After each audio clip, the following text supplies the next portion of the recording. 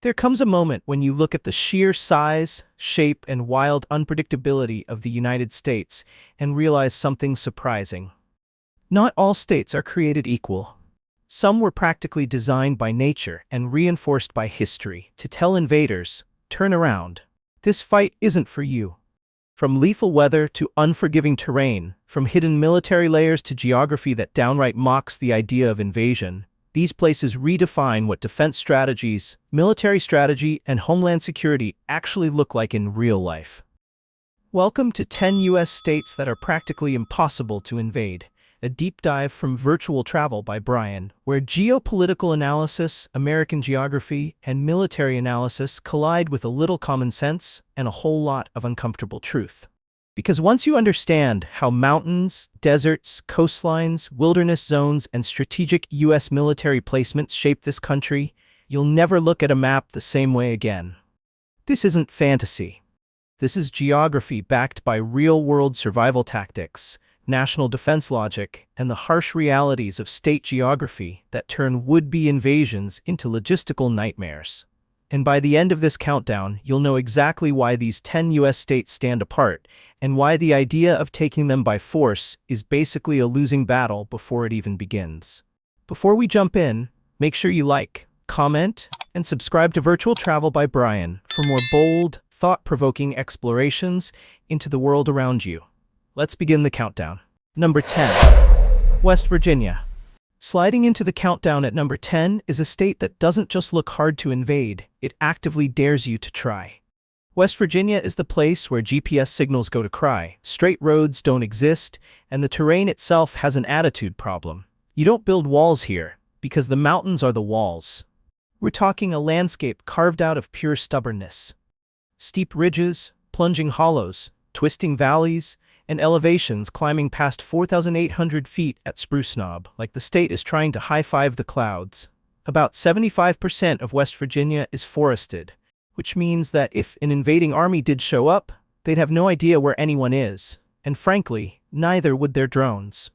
The place is covered in so much thick forest that even sunlight struggles to invade it. Tanks? Good luck. There are only a few narrow highways that aren't already winding like a roller coaster, and every one of them is a natural choke point just begging for an ambush. And speaking of ambushes, West Virginians aren't just familiar with the land, they bonded with it generations ago. This is a state where people grow up knowing every ridge, every back road, every spot where cell service goes to die. An invading force wouldn't just be fighting defenders, they'd be fighting defenders with home field advantage on expert mode. Now let's talk history. The Appalachians have served as nature's no-entry sign for centuries. Mountainous regions, from Afghanistan to the Balkans, have humbled world powers again and again.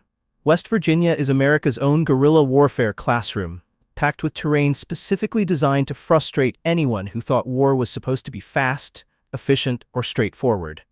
To make matters worse for any would-be invader, West Virginia has a deeply rooted culture of hunting, self-reliance, and firearm ownership. Translation: even if you avoid the mountains, dodge the forests, and somehow slip past a dozen ambushes, you still have to deal with locals who actually enjoy the kind of terrain that would send most armies into emotional crisis. These are people who can hunt their dinner, fix their truck, and disappear into the hills before you finish unfolding your invasion map. In short, invading West Virginia isn't a military strategy, it's a punishment. The terrain works against you, the locals outsmart you, and the roads refuse to cooperate. If an army wants a quick victory, this is absolutely not the state to start with. West Virginia isn't just hard to invade, it's practically designed to make invaders rethink their life choices. Number 9. Washington. Coming in at number 9, Washington State is the place where invaders quickly realize the real boss battle isn't the U.S. military, it's the land itself. This state doesn't just have natural defenses, it has natural defenses with attitude. Start with the Cascade Range, a giant wall of rock slicing Washington in half like someone took a chainsaw to the map. And let's not forget Mount Rainier and Mount St. Helens, two volcanic giants towering over the landscape like, try something, we dare you. Western Washington is basically Mother Nature's obstacle course. Dense forests? Check. Steep slopes? Check. Enough rainfall to make invading troops question their life decisions? Absolutely. And then there's Puget Sound, which is less a body of water and more a watery labyrinth of inlets, islands, choke points, and narrow channels. It's the kind of terrain that laughs at the idea of a clean amphibious landing. An invader could land troops here, but only once. Because right behind that watery maze is one of the strongest military clusters in the country. Naval Base Kitsap, home to nuclear submarines and a chunk of America's strategic deterrent, sits right on the shoreline. Just to make things even more awkward for invaders, Naval Air Station Whidbey Island and Joint Base Lewis McChord are sitting nearby with jets, airlift capabilities, and ground forces ready to clock in the moment trouble starts. This isn't just a defense zone, it's a fully equipped, don't try it zone. And if someone somehow survived the coastal welcome party and pushed inland, congratulations, they now get to fight uphill in forests, in the rain, with terrible visibility and endless ambush points. Western Washington practically hands defenders the script. Stand here, hide here, and aim there. But maybe an invader thinks, fine, we'll go through Eastern Washington instead. Cute. Because the second they try crossing the Columbia Plateau, they're exposed, wide open, visible from miles away, and deep inside U.S. airspace where American jets have all the freedom in the world to ruin their week. Washington is the strategic version of a bad idea wrapped in a worse idea, topped with a drizzle of rain and a submarine fleet. Geography, climate, and military power all join forces here, and the message to invaders is simple. Pick another state. This isn't the one. Number 8. Arizona. Sliding into the number 8 spot, Arizona proudly steps forward and says, "Oh, you thought this would be easy? Cute." On a map, the state looks wide open, flat, spacious, inviting. And that illusion is exactly how Arizona tricks people. Because once you step into the real thing, you quickly learn that invading Arizona is basically signing up for a survival challenge you didn't train for. Let's start with the obvious. The heat. This isn't your sip lemonade on the porch type of heat. This is the Sonoran Desert, where summer temperatures regularly blast past 110 degrees Fahrenheit, like they're trying to melt anything foolish enough to exist outdoors. Tanks overheat, helicopters struggle, soldiers question their life choices. Even the desert wildlife thinks twice before coming out during the day. Add in the lack of shade, the limited water sources, and you've just created the perfect recipe for logistical chaos before any battle even begins. Then there's the geography. Rugged mountains, jagged canyons, and desert valleys that look like they were carved specifically to ruin an invader's day. The border region alone is a patchwork of natural obstacles that even small groups struggle to cross without serious hardship. Now picture an invading military trying to push tanks, artillery, fuel trucks, and armored transports through this terrain. Spoiler alert, they wouldn't make it far. And just when you think it couldn't get worse, the state throws in the Grand Canyon as a final insult. A literal, miles-wide chasm slicing through the north, turning north-south movement into a logistical nightmare. Any invading commander would stare at that map, sigh deeply, and question their career path. Now add the military factor. Arizona hosts Luke Air Force Base, one of the largest fighter pilot training centers in the world, plus Yuma Proving Ground, where the U.S. tests equipment in conditions harsh enough to make other armies cry. Translation: this is the U.S. military's home turf. They know the heat, they know the terrain, they practice for exactly this environment.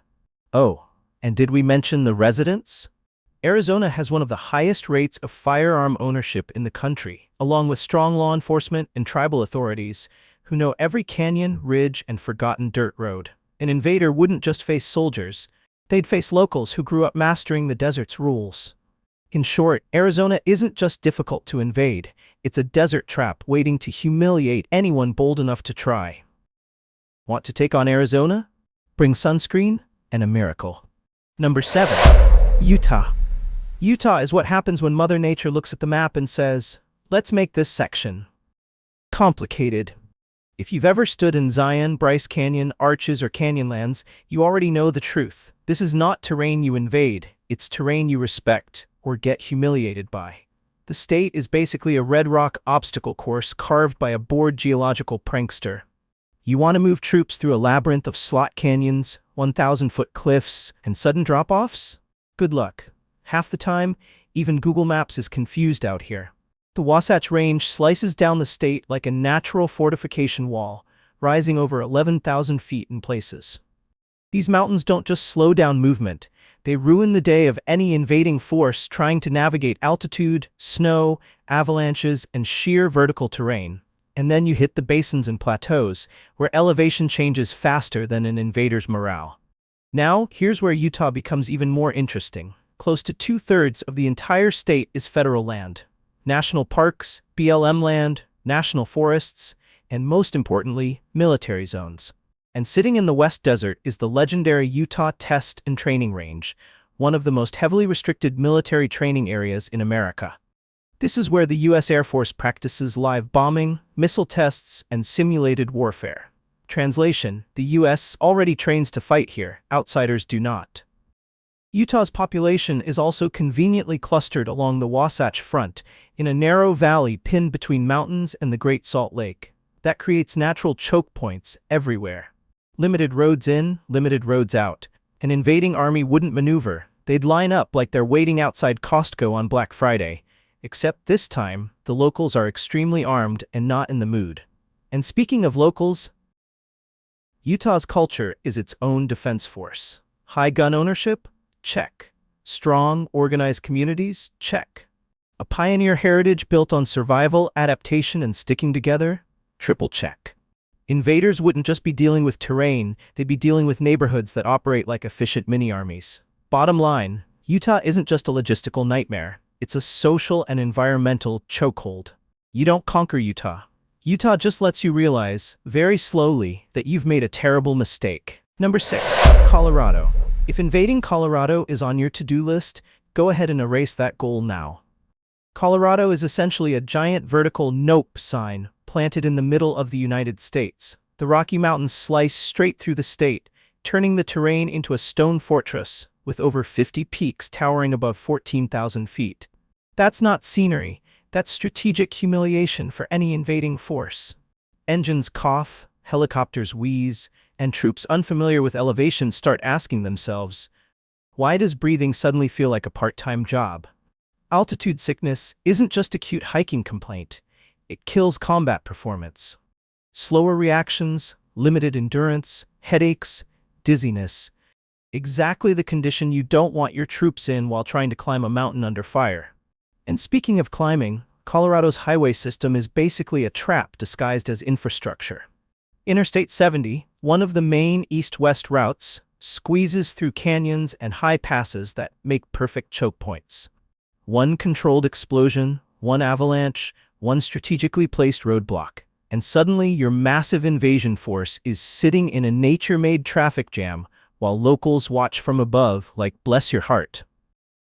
And that's before we even get to the military hardware waiting for you. Colorado hosts some of the most important strategic installations in the country. The Cheyenne Mountain Complex, buried under 2,000 feet of solid granite, was literally designed to survive a nuclear blast. Imagine trying to break into a mountain that laughs at bunker busters.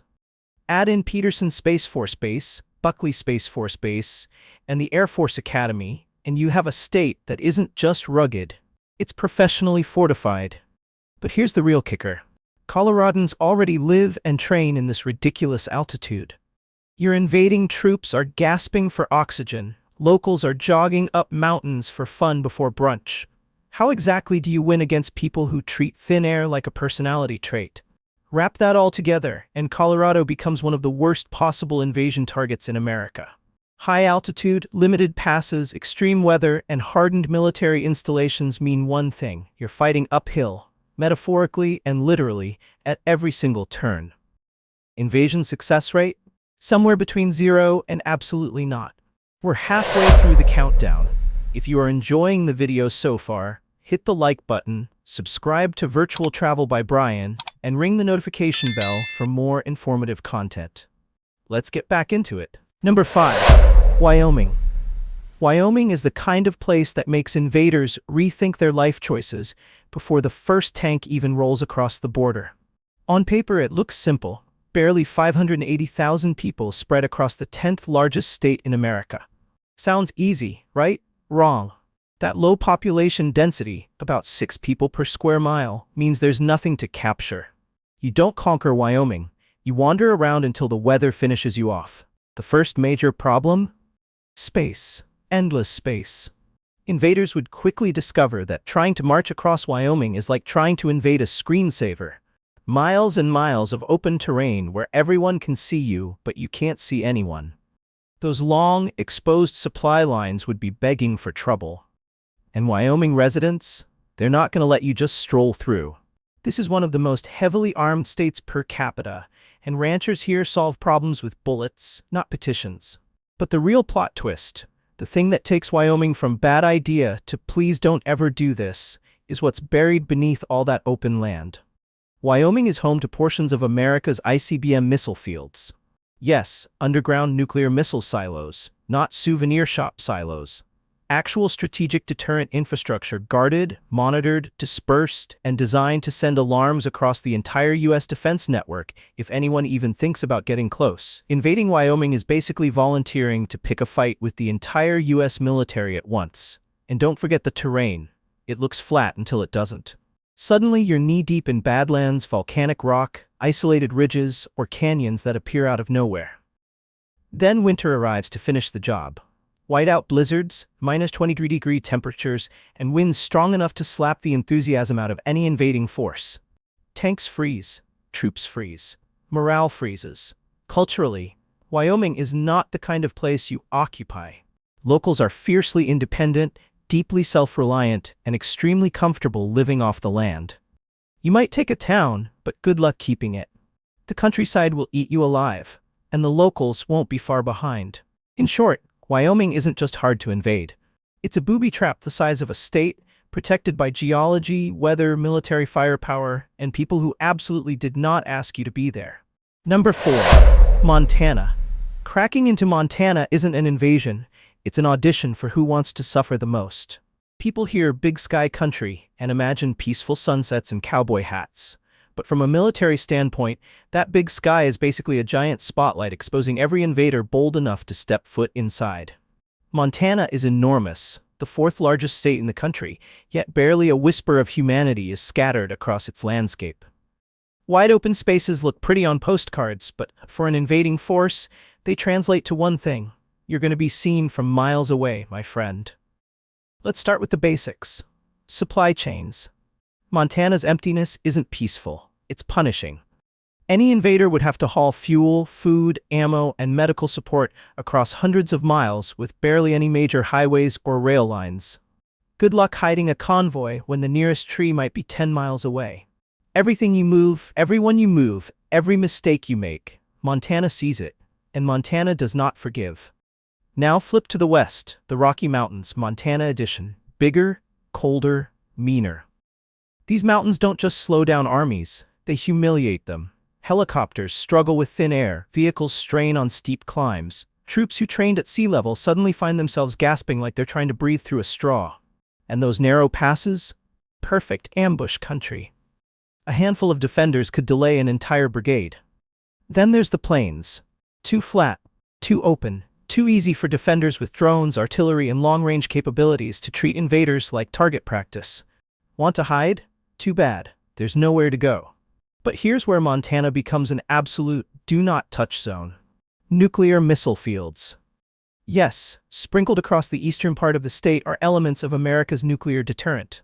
Any threat toward these installations isn't just bad, it's national catastrophe bad. Before an invader even gets close, the U.S. military would respond with overwhelming force. And we haven't even hit winter yet. Sub-zero temperatures. Endless blizzards, winds that slap you in the face like you owe them money. Vehicles freeze, troops frostbite, air support falters. Meanwhile, the locals, ranchers, hunters, old-school mountain people are out here living their best life, navigating the storms like it's just another Tuesday. Invading Montana isn't a challenge, it's a self-inflicted disaster. The land is too big, the people are too tough, and the consequences are too severe. Montana doesn't just stop invasions, it erases them. Number 3. Texas. Coming in at number 3 is Texas, the state that doesn't just feel like its own country, it practically acts like one. With a land area bigger than France and Germany combined, and a border that stretches more than 2,000 miles when you include Mexico and the Gulf Coast, Texas is what military strategists politely describe as a nightmare the size of a continent. Because how exactly do you invade a place where just driving across it feels like a deployment? Texas doesn't offer invaders one battlefield, it offers 5. You've got deserts and mountains in the west, perfect for melting engines and morale. Then comes the dense brush country in the south, where visibility drops and ambushes rise. Move east and suddenly you're in thick forests. Go central and you're rolling through hill country. Finally, try your luck on the coast, where the U.S. Navy politely waits for anyone bold enough to arrive uninvited. Pick your poison. Texas has a version in stock. And the military presence? Oh, it's casual. Just a light sprinkling of Fort Cavazos, Fort Bliss, Joint Base San Antonio, Dyess Air Force Base, Goodfellow, Laughlin, and enough aviation, armor, and logistics infrastructure to power a small war.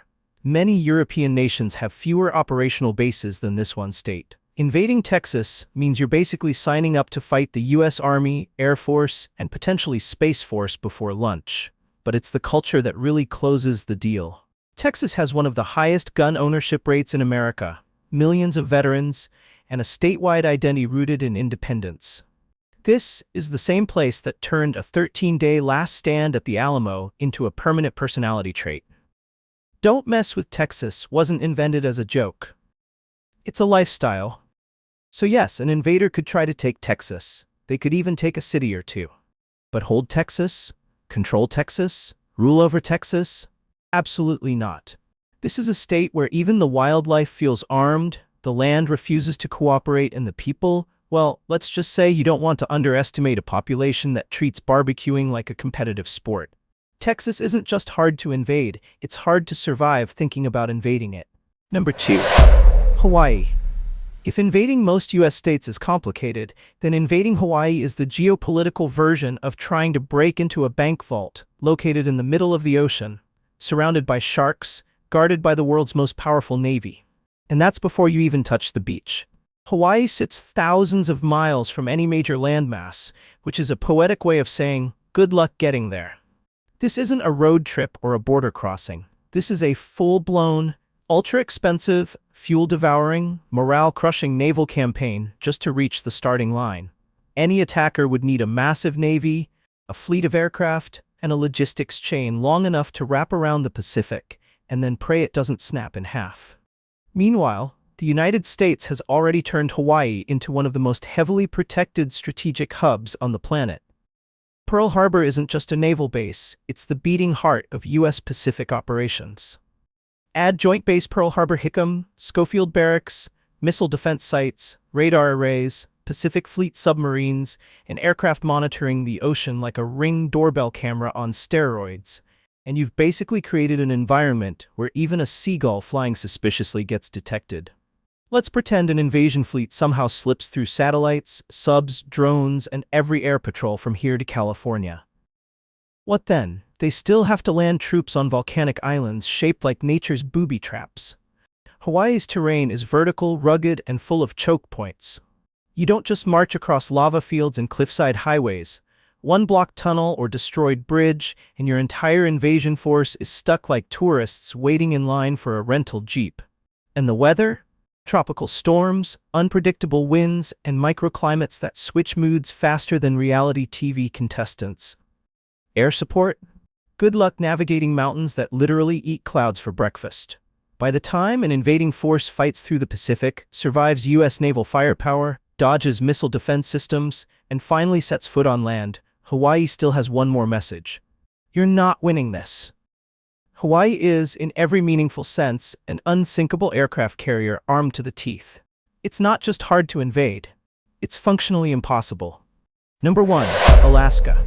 And finally, sitting comfortably at the top of this list, if comfortably is even a word you can use for a place that tries to kill you 9 months a year, we have Alaska. If you asked a military strategist to design the worst possible place on Earth to invade, they'd basically sketch the outline of Alaska, nod proudly, and clock out early. Let's start with the scale. Alaska is gigantic. Not big, not large, but bigger than Texas, California, and Montana combined. And that's with a population under 1 million people, most of whom are concentrated in a few towns separated by hundreds of miles of mountains, ice, and wilderness. If you're an invader looking for targets, good luck finding them without a PhD in wilderness navigation. Then there's the climate. Alaska is defined by subarctic and Arctic brutality. Temperatures that freeze your eyelashes, winds that turn your face into a science experiment, and winters so long they feel like a subscription you forgot to cancel. Vehicles freeze, fuel turns into jelly, weapons jam, and troops regret life choices. And that's before the snowstorms, ice fog, and limited daylight hours show up to finish the job. Geography? Absolute chaos. Alaska is a patchwork of glaciers, tundra, towering mountain ranges, dense forests, swampy summer ground, and roads so rare they might as well be museum artifacts. Many communities are reachable only by plane or boat, meaning any invading force would rely heavily on airlifts and sea lifts, both of which would be sitting ducks for U.S. air and naval power. And speaking of power, Alaska is loaded with NORAD systems, missile defense installations, and major Air Force bases that guard North American airspace. Anything that even looks suspicious in the region sets off alarms from Anchorage to the Pentagon. But the final boss isn't the military, it's the people. Alaskans are built different. This is a population that hunts, fishes, repairs, survives, and thrives in conditions that would send the average invader running back home. Many residents already live in what you could call permanent tactical readiness, stockpiles, generators, firearms, and a level of self-reliance that makes invading Alaska less like a military operation and more like a guaranteed defeat. Simply put, Alaska isn't just hard to invade, it's where invasions go to die. If you enjoyed this breakdown, make sure you like, comment, and subscribe for more deep dive content from Virtual Travel by Brian.